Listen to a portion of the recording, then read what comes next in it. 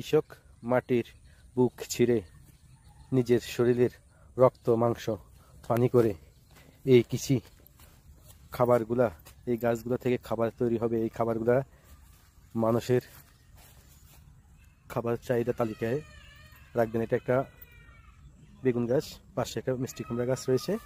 হ্যাঁ, কৃষকের পরিশ্রম আপনারা না দেখলে বিশ্বাস করবেন না। এই যে একটা কৃষক মিনিমাম 1 মাস পরিশ্রম করার পরে গাছগুলো এই পর্যায়ে আসছে।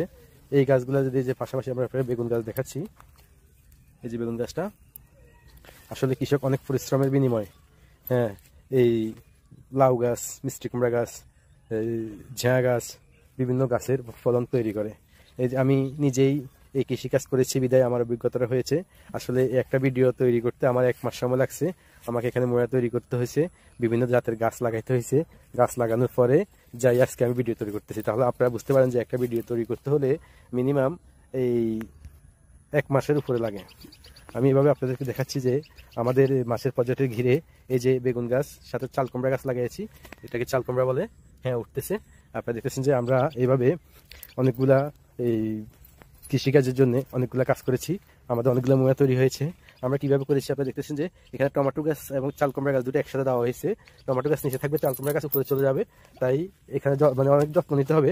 পাশাপাশি এখানে একটা পেঁপে গাছ দেওয়া হয়েছে। পেঁপে গাছ হিসাবে লব্বাছই গাছ দিয়েছি আমরা। হ্যাঁ, এখানে পেয়ারা গাছ উপরে বাইতে পারবে লব্বাছইটা। হ্যাঁ, এটা একটা শসিন্দা গাছ।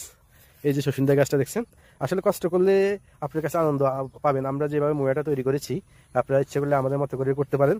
হ্যাঁ, এই যে এখানে দেখাচ্ছি আপনাদেরকে, এটাও একটা শসিন্দা গাছ, এটা একটা টমেটো গাছ, পাশাপাশি মিষ্টি কুমড়া গাছ। একই মোয়াতে 4টা গাছ 2 জাতের কিংবা 3 জাতের 4 জাতের সিস্টেম দিতে পারেন আপনারা। আমাদের এটা লাউ গাছ, এটা মিষ্টি কুমড়া গাছ, এটা পেঁপে গাছ, এটা শসা গাছ, এটা হচ্ছে শসা গাছ।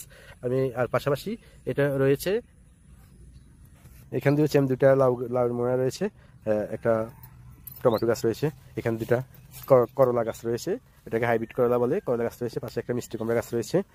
এই সিস্টেম করার কারণ হয়েছে যে আমাদের একটা গাছ নষ্ট হলো আরেকটা গাছ টিকবে।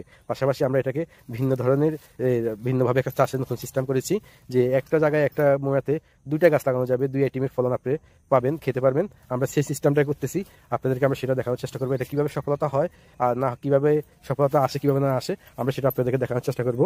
আমরা দ্বিতীয় পর্বে আমাদের এই ছালার ঘরটা নিয়ে একটা ভিডিও তৈরি করব। আমরা আজকে আপনাদেরকে এই গাছগুলো দেখাচ্ছি। এখানেও যে মিষ্টি কুমড়া গাছ এবং টমেটো গাছ রয়েছে, এখানে এটা লাউ গাছের সাথে টমেটো গাছ রয়েছে। হ্যাঁ, এটা লাউ গাছের সাথে টমেটো গাছ রয়েছে। আমাদের গাছের কি পরিস্থিতি, যারা অভিজ্ঞ কৃষক রয়েছেন, যারা ভিডিওটা দেখবেন এবং আপনারা তো আমাদেরকে কমেন্ট করবেন যে আমাদের আর কি কমতি রয়েছে। হ্যাঁ, তাহলে আমরা সেই ব্যবস্থাই করব, আপনাদের পরামর্শ নেওয়ার চেষ্টা করব। কিংবা আপনারা যারা আমাদের মতো করতে চান, হ্যাঁ, তাহলে আপনারা আমাদের চেয়ে পরামর্শ নিতে পারেন, কাজ করতে পারেন। এটা মূলে আমাদের একটা মাছের প্রজেক্ট। আর এই মাছের প্রজেক্টের মাঝে আমরা যে এই পাড়টা রয়েছে, এই পাড়ের মাঝে আমরা কৃষিকাজ করেছি। এটা এই যে 2টা লাউ গাছ, হ্যাঁ, মোটামুটি লাউ গাছগুলা এই ইতিমধ্যে মোটামুটি এটা ডগ চেহারা কিংবা একটু শুরুত ফিরিয়ে এসেছে। প্রথম অবস্থা আসলে একটু লাজুক ছিলাম যে হবে কিনা, এরকম একটা কনফিডেন্স ছিলাম, যে আমি চিন্তা ছিলাম। হ্যাঁ, দেখা যাচ্ছে এখন এগুলো হয়েছে। এটা পাশাপাশি আমি আবার নতুন করে আরও কিছু কাজ করার চেষ্টা করেছি। যেমন ধরেন এটা নতুন করে দিয়েছি। হ্যাঁ, এটা নতুন করে দিয়েছি, যেহেতু ওইগুলো একটু গাছ হয়েছে বোঝা গেছে, তাহলে এগুলোকে গাছ আকারে তৈরি করার জন্য নতুন করে দিয়েছি। যখন এগুলো গাছ হবে, এর পরে ফল আসবে না আসবে সেটার জন্য আমরা ভিন্ন পরিকল্পনা করব, সেটা আপনাদেরকে দেখানোর চেষ্টা করবো। আপনারা সবাই কৃষিকাজ করবেন, এই জন্য এই ভিডিওটা তৈরি করা।